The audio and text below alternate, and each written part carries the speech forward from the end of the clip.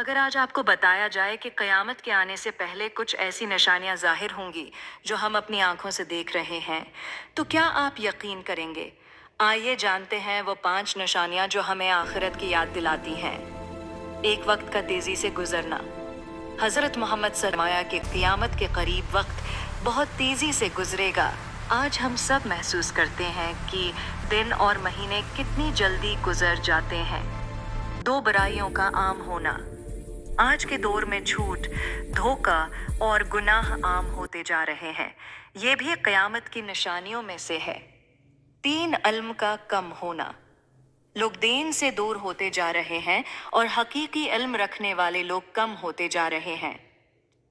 4 दौलत की कसरत लेकिन सुकून की कमी। लोगों के पास पैसा तो बहुत होगा मगर दिलों में सुकून नहीं होगा।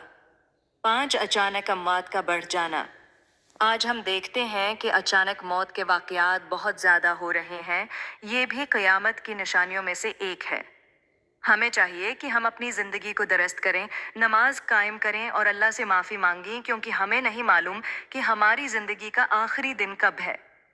क़यामत की निशानियां हमें याद दिलाती हैं कि दुनिया आर्जी है। अपने आमाल को दुरुस्त करें और अल्लाह के करीब हों।